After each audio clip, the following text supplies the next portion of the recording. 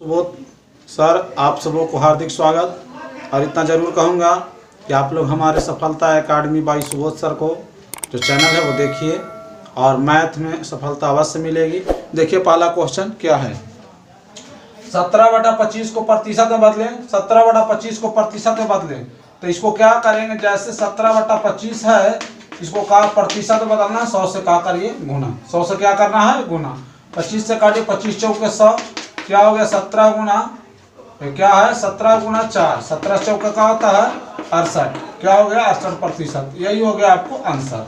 दूसरा सवाल क्या कहता है, यदि 3.65 गुना 0.5 बराबर 1.825 है तो आगे देखिए तो क्या करेंगे, पहले ये देखिए 3.65 गुना 0.5 यही है 0.5 बराबर क्या है 1.825 है, 1.825 है।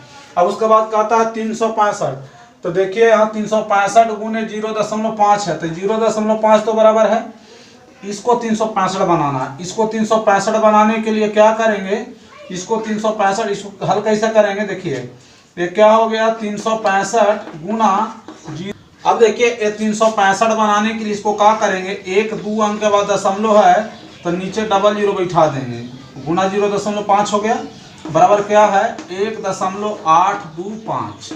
अब ये 100 जो है ये 100 से यहाँ गुना तिरछी गुना हो जाएगा, क्यों, क्योंकि आपको जितना पूछ रहा था 365 गुना 0.5 तो यहाँ 365 गुना 0.5 हो गया, मतलब यहाँ के बराबर हम यहाँ ला दिए। अब क्या है 365 गुना 0.5, 100 से जब यहाँ गुना हो जाएगा यानी 1.825 में 100 से गुना होगा। अब 100 से गुना होने का मतलब ये दशमलव जो है यहाँ जीरो को देखिए, यहाँ कितना जीरो है 1-2 जीरो है, तो क्या करिए कि दशमलव को 2 अंक बढ़ा दीजिए, जितना जीरो रहता है उतना अंक दाया बढ़ता है, ठीक है। तब क्या करेंगे कि 365 गुना 365 गुना 0.5 बराबर 100 से जब गुना होगा तो ये 100 मतलब क्या डबल जीरो है, डबल जीरो में दशमलव दायां पक्ष डबल भागेगा, मतलब 182 दशमलव कितना हो गया 5, यही आपको आंसर हुआ। तो ये आंसर में जितने यहाँ है। अब तीसरा सवाल क्या कह रहा है, एक हॉल की बीमाएं 4.8 मीटर गुना 3.8 मीटर है, मतलब हॉल जो है आप खुद समझ रहे होंगे, हॉल जो है एक आयताकार है। हॉल कैसा है, एक आयताकार है, ठीक है, ये हॉल है तो आयताकार है, कैसा है हॉल जो है आयताकार है, जिसकी लंबाई क्या है 4.8 मीटर है और चौड़ाई क्या है 3.8 मीटर है, ठीक है। अब उसके बाद देखिए एक हॉल की बीमाएं 4.8 मीटर, तो मतलब बड़ा वाला लंबाई जो होता है बड़ा और चौड़ाई जो होता है छोटा, ठीक है। उसके बाद कहता है इतना मीटर यानी 1.2 मीटर भुजा वाली कितनी वर्गाकार टाइल्स है, मतलब मानिए कि इतना बड़ा बड़ा टाइल्स है, वर्गाकार है यानी चारों भुजा बराबर, यानी वर्ग किसे कहते हैं, वह चतुर्भुज जिसकी सभी भुजाएं आपस में बराबर हो, वह चतुर्भुज जिसकी सभी भुजाएं आपस में बराबर हो और प्रत्येक कोण 90 डिग्री का हो, उसे क्या कहते हैं वर्ग कहते हैं, ठीक है। अब उसके बाद क्या हुआ, इसकी सभी भुजाएं कितना है 1.2 मीटर है, 1.2 मीटर है। अब इतनी बड़े बड़े टाइल्स से इसको ढकना है फर्श को, ठीक है। अब बताइए कितनी टाइल्स लगेगी, तो पहले नंबर आप ये देखिए कि आपका जो हॉल है यानी हॉल जो है हॉल का क्षेत्रफल क्या है, यानी हॉल का क्षेत्रफल क्या है, यानी कितना क्षेत्रफल में वो हॉल है, तो हॉल का क्षेत्रफल आयत का क्षेत्रफल का सूत्र होता है लंबाई गुने चौड़ाई, ठीक है। अब उसके बाद क्या करेंगे 4.8 गुना 3.8 लिख देंगे, ठीक है। अब इतना हम लिख दिए हॉल का क्षेत्रफल हो गया, लेकिन आप टाइल्स भी लगेगा, वर्गाकार है तो टाइल्स का भी हम क्षेत्रफल देखेंगे कितना लगेगा। अब क्या कहेंगे एक टाइल्स, ठीक है, एक टाइल्स का क्षेत्रफल, लेकिन आपको टाइल्स कैसा है वर्गाकार है, या कैसा टाइल्स है वर्गाकार है, तो वर्ग का जो क्षेत्रफल होता है वो आपको पता होगा भुजा गुणे भुजा या भुजा स्क्वायर का, ये बात एक ही है। तो क्या हो गया आपको 1.2 गुना 1.2 इस तरह हो गया। अब इसको क्या करेंगे कि कि आपका देखिए अब टाइल्स लगना है तो इसके क्षेत्रफल में जब इसका क्षेत्रफल बैठना है वहां, तो क्या कहेंगे हम, इसका क्षेत्रफल में इसका आयत के क्षेत्रफल में वर्ग का क्षेत्रफल से क्या करें, भाग दे देंगे। यानी यहां लिखेंगे इसलिए का चिन्ह देंगे, इसलिए, ठीक है, इसलिए टाइल्स की संख्या, ठीक है, इसलिए टाइल्स की संख्या बराबर का होगा, टाइल्स की संख्या बराबर का होगा आयताकार हॉल का क्षेत्रफल, आयताकार हॉल का क्षेत्रफल बटा क्या लिखेंगे हम, वर्गाकार टाइल्स का क्षेत्रफल, वर्गाकार टाइल्स का क्षेत्रफल, ठीक है।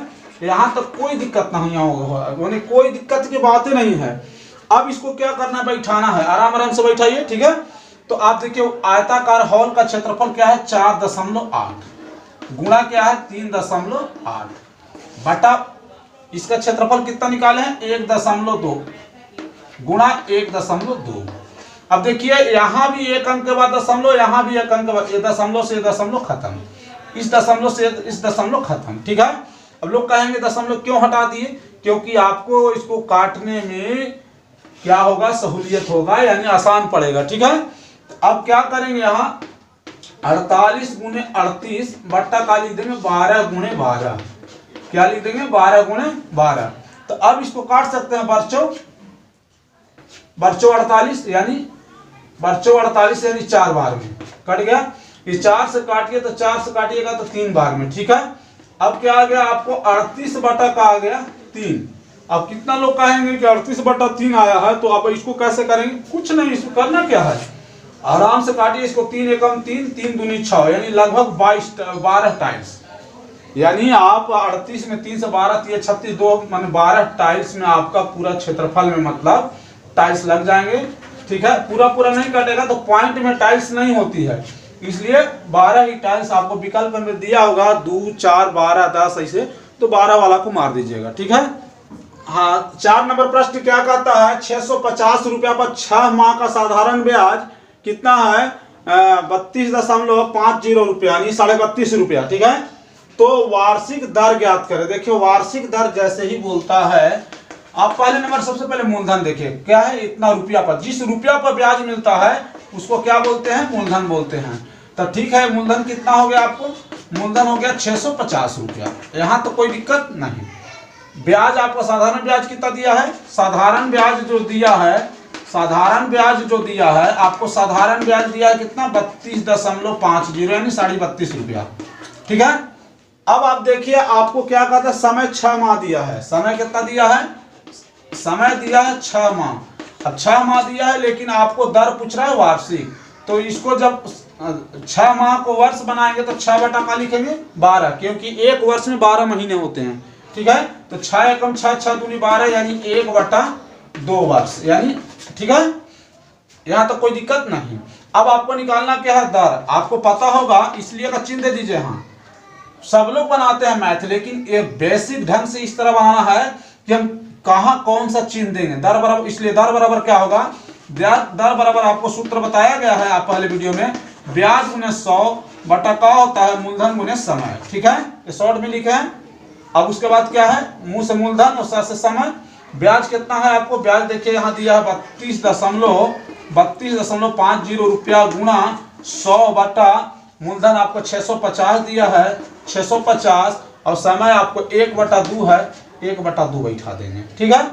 अब उसके बाद क्या करेंगे, देखिए आपको 100 से गुणा हो, तभी बताए हैं कि जब भी डबल जीरो यहाँ रहे तो डबल दशमलव दायां भागता है, तो ये 100 से जब गुणा होगा तो क्या होगा, दशमलव हट जाएगा।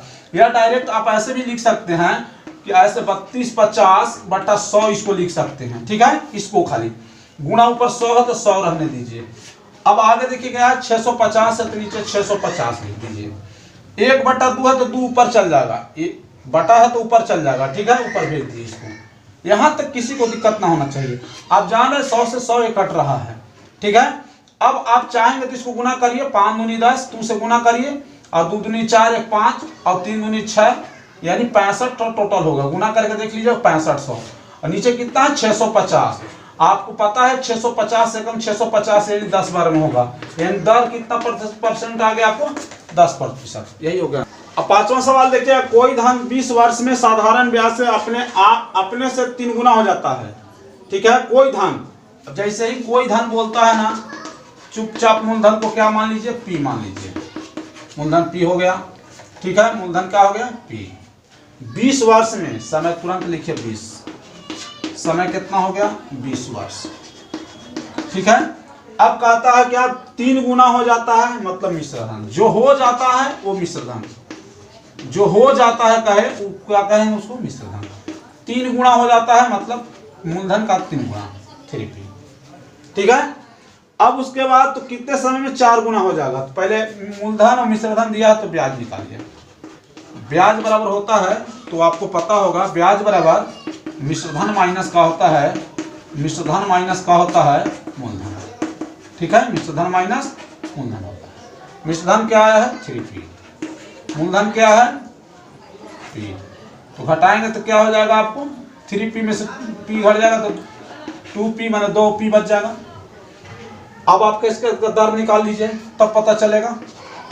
दर बराबर क्या होता है, ब्याज गुणा 100, ब्याज गुणा 100, अब मूलधन गुणे समय। मूलधन गुणे क्या होता है, समय। तो ब्याज, ब्याज कितना है, 2p गुणा 100। ठीक है, मूलधन कितना है, p बैठा लीजिए। समय कितना है आपको, 20 वर्ष, तब 20 बैठा लीजिए। ठीक है, यानी मूलधन क्या माने थे, p, समय 20 वर्ष, मिश्र धन कितना, 3p। तो ब्याज, ब्याज 3 गुना, ब्याज बराबर क्या होता है, मिश्र धन में से मूलधन घटा देंगे। अब देखिए p कट गया, 20 25 100, यानी क्या हो गया, 20 25 100 कट गया तो 2 गुणे 5 आया, 5 गुनी का हो गया 10%, यानी 10% की दर से ब्याज मिल रहा है। तो जब दर 10% है और कहता है का, अब सवाल पा जाइए, तो वह कितने समय में 4 गुना हो जाएगा। यानी अब जो मिश्र धन है, ठीक है, यानी अब जो मिश्र धन है, मिश्र धन, ठीक है, अब मिश्र धन जो है 4 गुना हो जा रहा है, मतलब 4p। ठीक है, मूलधन यही रहेगा। ब्याज तो ब्याज क्या होगा यार, अब ब्याज जो होगा मिश्र धन में से घटाइए, यानी मिश्र धन में से मूलधन घटा दीजिए। ठीक है, मिश्र धन कितना है, 4p में से मूलधन कितना, p घटाएंगे। अब 4p में से p घटेगा तो क्या बचेगा, 3p। ठीक है, 3p हो गया। अब निकालना आपको समय है, तो समय निकाल दीजिए। समय बराबर क्या होता है, समय बराबर होता है ब्याज गुने 100, ब्याज गुने क्या होता है 100, और मूलधन गुने दर। ठीक है, ब्याज गुने 100, मूलधन गुने दर। ब्याज कितना आया है, 3p, और 100 वहां गुणा में 100, मूलधन तो p मान भी किए, शुरू में p मान लिया मूलधन को, तो p हो गया गुने दर। तो यहाँ देखिए 10% लाए हैं, यहाँ देखिए 10% है, काट दीजिए इसको, p से p, 1 0 से 1 0 काट दीजिए, कहा गया 3 गुना 10, 10 दिए का हो गया 30 वर्ष, यानी समय कितना हो जाएगा, 30 वर्ष। यही आपका आंसर हुआ। आयताकार पार्क की बीमाएं, माने पार्क, आयताकार पार्क है, जैसे ही आयताकार पार्क कहता है उस तरह आयत तुरंत बना दीजिए, इस तरह बना दीजिए, आयताकार पार्क हो गया। ठीक है, जिसकी बीमाएं 100 मीटर लंबा, ठीक है, 100 मीटर का हो गया ये लंबा है, और 60 मीटर का है ये चौड़ा है। अब देखिए है 1-2 मीटर चौड़ा पथ पार्क के चारों ओर, मतलब इसके चारों ओर 2 मीटर चौड़ा एक रास्ता बनाना है। 2 मीटर चौड़ा एक क्या बनाना है, रास्ता बनाना है। ऐसे ये कितना मीटर चौड़ा है, 2 मीटर। कितना मीटर चौड़ा है, 2 मीटर चौड़ा है। कितना मीटर चौड़ा है, 2 मीटर चौड़ा है, 2 मीटर चौड़ा है। ठीक है, तो यही रास्ता का क्षेत्रफल ज्ञात करना है। तो देखिएगा आराम से, पहले समझिएगा। पहले ये आयत है जो ना, आयताकार जो पार्क है, पहले आयताकार पार्क का क्षेत्रफल निकालिए। तो आयताकार पार्क का क्षेत्रफल जो होता है, आयताकार पार्क जो होगा, आयताकार पार्क का क्षेत्रफल जो होता है, पार्क का क्षेत्रफल, वो तो आपको खुद दिया हुआ ही है, यानी 100 गुणे 60, लंबाई गुणे चौड़ाई। अब देखिएगा 100 है और 60 है, तो 100 गुने 60 हो गया। तब उसके बाद क्या करेंगे, 6000 हो जाएगा, ये 6000 मीटर स्क्वायर हो गया ये आयताकार। ठीक है, अब रास्ता सहित देखिए, बीच में रास्ता मिला है, तो रास्ता सहित पहले देखिए, रास्ता सहित लंबाई जो होगा, रास्ता सहित लंबाई जो होगा, देखिए 100 तो पहले था यहाँ से यहाँ तक, 2 इधर बढ़ा, 2 इधर बढ़ा, यानी 100 में 2 और 2 कितना बढ़ गया 4, यानी 104 हो गया। कितना लंबा हो गया, लंबाई बढ़ गया 4 है। तो चौड़ाई भी कितना बढ़ेगा, चौड़ाई भी क्या बढ़ेगा, चौड़ाई भी 4 बढ़ जाएगा। चौड़ाई जो होगा, अब चौड़ाई रास्ता सहित जो चौड़ाई जो होगा, लंबाई 104, तो चौड़ाई भी 60 में 4 बढ़ जाएगा, क्योंकि 60 जो था, तो देखिए 2 मीटर इधर बढ़ा है, 2 मीटर इधर बढ़ा है, तो 2 तो 4 बढ़ा दीजिए, तो क्या हो गया, ये 64 हो गया, तो 64 मीटर हो गया। अब रास्ता सहित क्षेत्रफल निकाल दीजिए, है, तो रास्ता सहित क्षेत्रफल, तो रास्ता सहित ठीक है, पार्क का क्षेत्रफल निकालना है। तो रास्ता सहित पार्क का क्षेत्रफल निकालेंगे, 104 गुने 64 करेंगे, 104 गुने कितना करेंगे, 104 गुने गुणा करने के बाद आया कितना आपको 6656 मीटर स्क्वायर आ गया। तो रास्ता इसमें जुड़ा हुआ है, और खाली आयताकार पार्क जो इतना था, इतना उसका 6000 है। तो आपको पता हो गया कि रास्ता का सिर्फ क्षेत्रफल निकालने के लिए रहेगा, तो रास्ता सहित जो क्षेत्रफल आया है उसमें से आयताकार पार्क का क्षेत्रफल घटा देंगे, रास्ता का क्षेत्रफल आ जाएगा। इसलिए लिखेंगे हम रास्ता का क्षेत्रफल, ठीक है, रास्ता का क्षेत्रफल बराबर का होगा, ठीक है, 6656 में से 6000 घटा देंगे, ठीक है। अब 6000 घटा देंगे तो क्या 656 बच जाएगा। कितना बच जाएगा, 656 मीटर स्क्वायर यानी वर्ग मीटर। यही हो गया है आपका आंसर, ठीक है। देखिएगा 7वां प्रश्न क्या कहता है, 7वां प्रश्न कहता है 2200 का 4%, तो लिखेंगे 2200 का, ठीक है, 4%, ठीक है। फिर लिखा है का, ठीक है, उसके बाद क्या लिखा है 7.5%। अब क्या करेंगे, 2200 गुणा का के मतलब क्या होता है, गुणा बट्टा 100, ठीक है। फिर गुणा लिखेंगे, गुणा लिखने के बाद क्या लिखेंगे 7.5/100, ठीक है। यहां तक कोई दिक्कत नहीं। अब 00 से 00 काट देंगे। अब देखिएगा क्या है 22 गुणा 4, ठीक है। अब ये 75 हो जाएगा, नीचे 1 जीरो बढ़ जाएगा, यानी 75 बटा का हो जाएगा 100 था भले, लेकिन 1 दशमलव के बाद 0 आ जाएगा, तो क्या हो जाएगा गुणा 10 लिख दीजिए। अब कोई कहेंगे ऐसे क्यों लिखे हैं, तो आराम से काटिए इसको, 25 या 75, 25 चौके 100, ठीक है। 4 से 4 काट दीजिए। अब आपको कितना बचा 22 गुणे, ठीक है, 3/10, 22 दिया का हो गया 66 बटा का हो गया 10। अब 10 का मतलब एक अंक के बाद दशमलव, यानी 6.6। अगर आपको लगता है दिक्कत कि इतना आंसर कैसे आएगा, तो 66 में 10 से भाग दे दीजिएगा, यानी ऐसे 66 लिख के ऐसे 10 से भाग दे दीजिएगा, आपको आ जाएगा 6.6, ठीक है। आगे देखिए 8वां सवाल क्या कहता है, 8वां सवाल कहता है वह छोटी से छोटी संख्या ज्ञात कीजिए है जो 15, 25 तथा 30 से विभाज्य हो। देखिए जहां छोटी से छोटी संख्या का है तो लघुत्तम निकालिए, बड़ी से बड़ी संख्या का है तो उसका मासा निकालिए यानी महात्तम निकालिए। इसको हल क्या करेंगे, हल करते समय क्या करेंगे, देखिए 15, 25 और 30 का लघुत्तम निकाल दीजिए। देखिए 3 से लगा दीजिए, 3 × 5 = 15, 25 में न लगेगा, 3 × 2 = 30 हो गया। 5 से काट दीजिए, 5 × 5 = 50, 25, 5 दूनी 10 हो गया।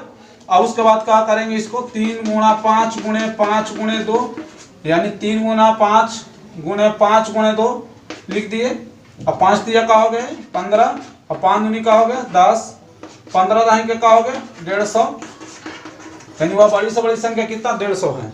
क्या कहता है, प्रथम 12 सम संख्याओं का औसत ज्ञात करें। अब देखिए 12 सम संख्या, जैसे आप अगर जानते होंगे सम संख्या किसको कहते हैं, वह संख्या जो 2 से पूरा पूरा विभाज्य हो, यानी 2, 4, 6, 8, 10, 12, 14, 16, 18, ठीक है, 18, 20, 22 गिनती है 12 हुआ करिए, 1, 2, 3, 4, 5, 6, 7, 8, 9, 10, 11, 22 के बाद क्या हो गया 24, ठीक है। यानी यही 12 सम संख्या, इसका औसत ज्ञात करना है।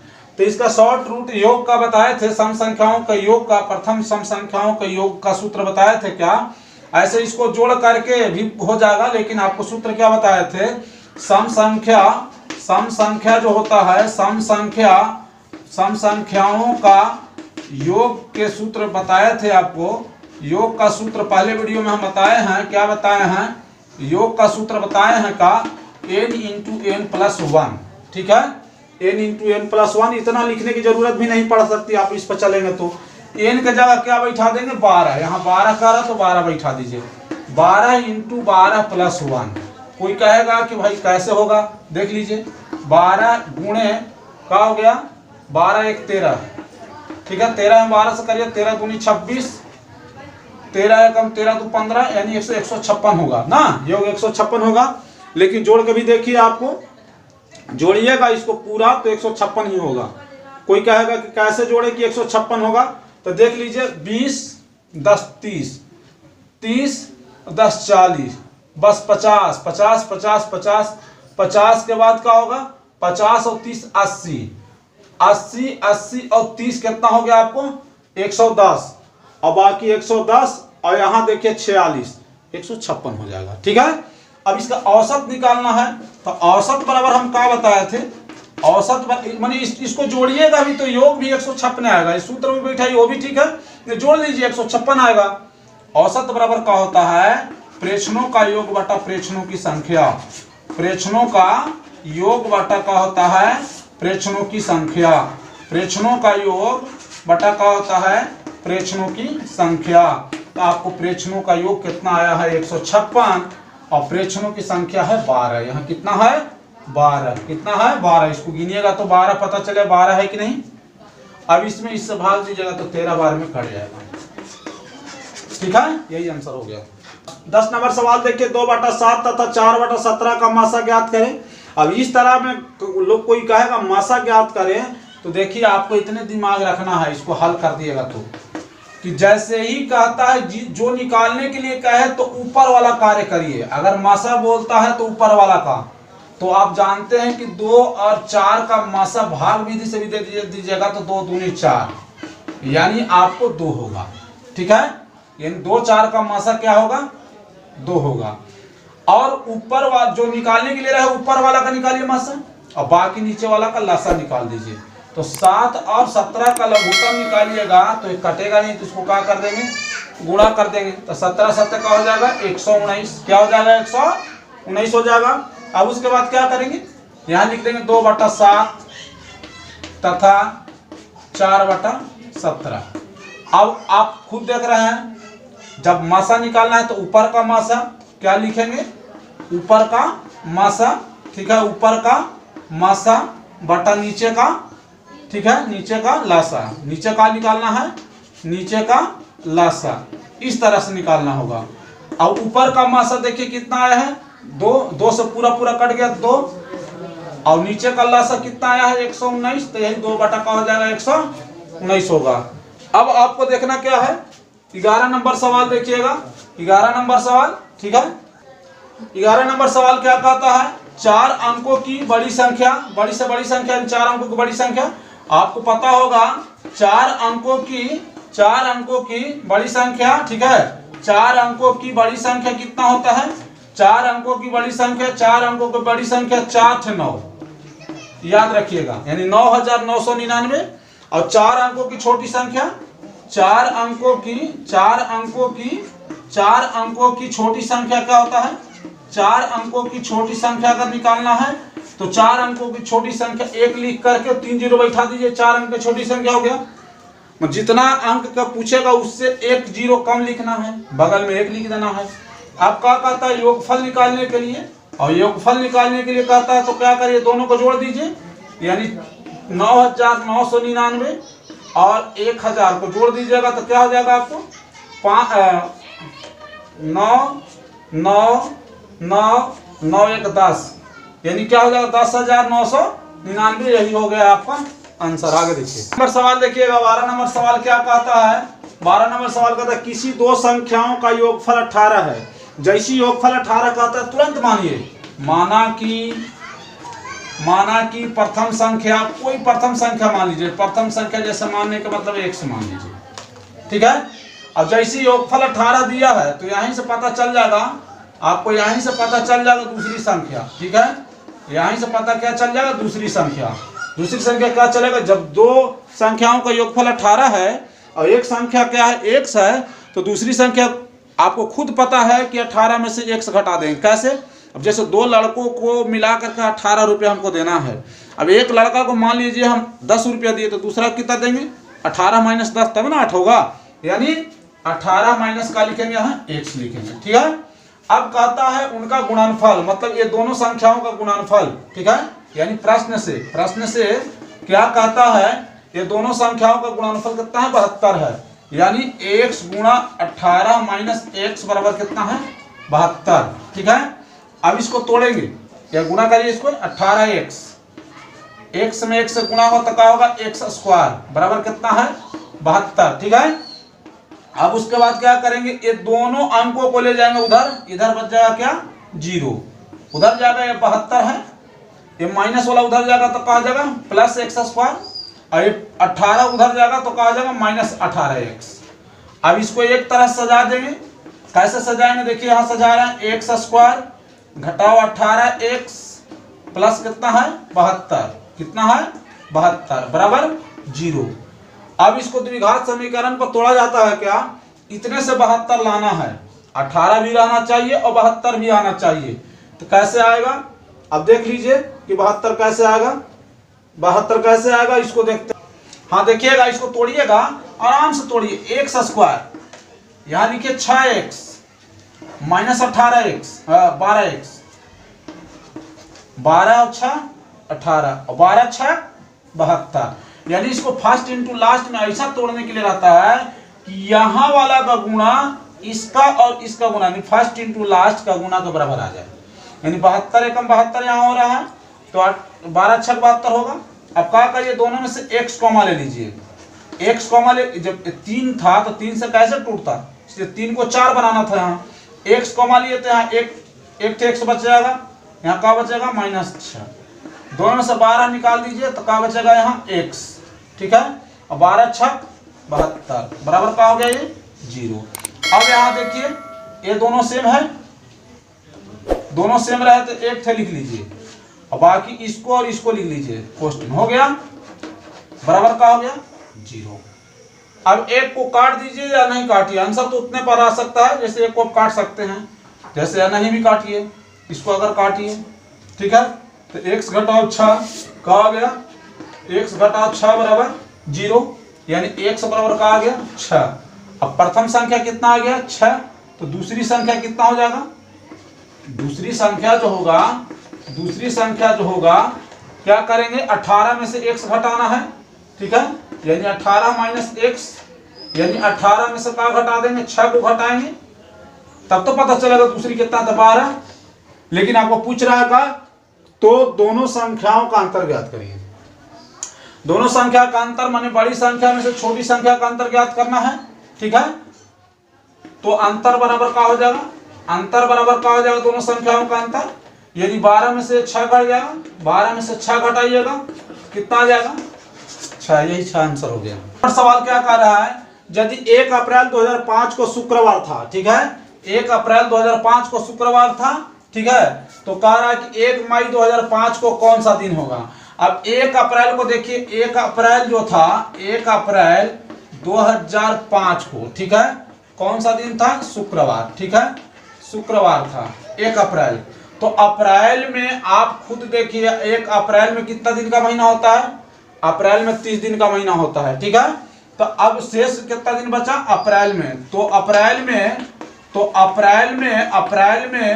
शेष दिन कितना बचा, शेष दिन पता पहले करिए, शेष दिन कितना बचा, अप्रैल 30 दिन का होता है, तो शेष दिन बचा 29। ठीक है, और फिर 1 मई को ही पूछ रहा है, एक कितना दिन मई को पूछ रहा है, 1 मई, तो 1 मई में एक दिन 1 मई है ना, 1 मई मतलब एक दिन और प्लस कर दीजिए, तो आपको शेष दिन कितना आ गया, 30। ठीक है, अब इस 30 दिन में 7 से भाग देके देखिए, 7 से अब भाग दीजिए, 7 से भाग दीजिए 30 दिन में, तो 7 कितना हो जाएगा, 28। 7 कितना हो जाएगा, 28। तो क्या बचेगा, 2 दिन। तो ये 2 दिन जो शेष बचा है, ये जो 2 दिन शेष बचा है, आपको वही 2 दिन क्या करना है, शुक्रवार में प्लस करना है। ठीक है, शुक्रवार में क्या करना है, शुक्रवार प्लस 2 दिन। ठीक है, तो शुक्रवार के बाद क्या होता है? शनिवार रविवार। क्या हो जाएगा ये आपको? रविवार। यही आपका रविवार हो गया आंसर। ठीक है। अब देखिए 14 नंबर सवाल क्या कहता है, आराम आराम से देखिएगा। 160 का, ठीक है, 160 का 45% बराबर खाली जाएगा गुना 8। ठीक है। अब 160 का के मतलब क्या होता है? गुना 45 बटा का लिखेंगे 100 बराबर का है इधर खाली जाएगा गुना 8। ठीक। अब देखिए आप 1 0 से 1 0 काट दीजिए, 5 से काटिए। ठीक है, 5 से काटिए, 5 9 45 और 5 दूनी का हो गया 10। ठीक, यानी 5 से 9 बार में कट गया, 5 से 2 बार में कटेगा, 2 से काट 2 8 दूनी 16। ठीक है, तो यहाँ कहा गया आपको 8 गुणे 9 बराबर खाली स्थान गुणे 8। अब यहाँ 8 इसके साथ मिल गया तो ए वाला यहाँ मिल जाएगा, यानी 9। खाली स्थान में क्या होगा? खाली स्थान में क्या होगा? एक खाली स्थान में 9 भराएगा। क्या भराएगा? 9। ठीक है। अब अगला क्वेश्चन देखिए। आप देखिएगा, कहता है दो संख्याओं का अनुपात 2:3 है। यदि प्रत्येक में 9 जोड़ दिया जाए तो उसका अनुपात 3:4 हो जाता है। तो वही संख्या ज्ञात करना। ठीक है। अब जैसे ही 2:3 कहता है तो यहाँ लिखिए क्या? माना कि, ठीक है, माना कि प्रथम संख्या जो है 2 मतलब 2x है। ठीक है। और दूसरी संख्या देखिए 2 है तो 2x मानिए, 3 है तो 3x मान लीजिए। प्रश्न से कहता है वो इस तरह करिए। प्रश्न से कहता है दोनों में 9 जोड़ दिया जाए, यानी 2x प्लस 9 में भी, इसमें भी 9 जोड़ दीजिए और 3x जो माने हैं इसमें भी 9 जोड़ दीजिए। अब x का मान निकाल कर दोनों संख्या यहाँ ज्ञात कर देंगे। लेकिन क्या है? बराबर में कह रहा है अनुपात 3:4, यानी 3 बटा का हो गया 4। ठीक है। अब आप देखिए तिरछा तिरछी गुना करिए, 3 तिया का हो गया 9x, 9 तिया 27 और इधर गुना करिए 4 दूनी 8x, 9 चौके 36। ठीक है। अब देखिए 9x में से 8x इधर घटा दीजिए, 27 उधर घट जाएगा, 36 में से 27 घट जाएगा, 9 में से 8 घटेगा x बराबर का हो गया 9। यानी आपको प्रथम संख्या 2x माने थे तो प्रथम संख्या का हो गया 2 गुना 9, 9 आया x का मान, तो 9 दूनी का हो गया प्रथम संख्या 18। और दूसरी संख्या 3x माने हैं तो 3 गुना 9 लिख दीजिए, क्योंकि x का मान कितना आया है? 9 आया है। तो 9 तिया का हो जाएगा 27। यही 18 और 27 का हो जाएगा, आपको आंसर हो जाएगा। ठीक है।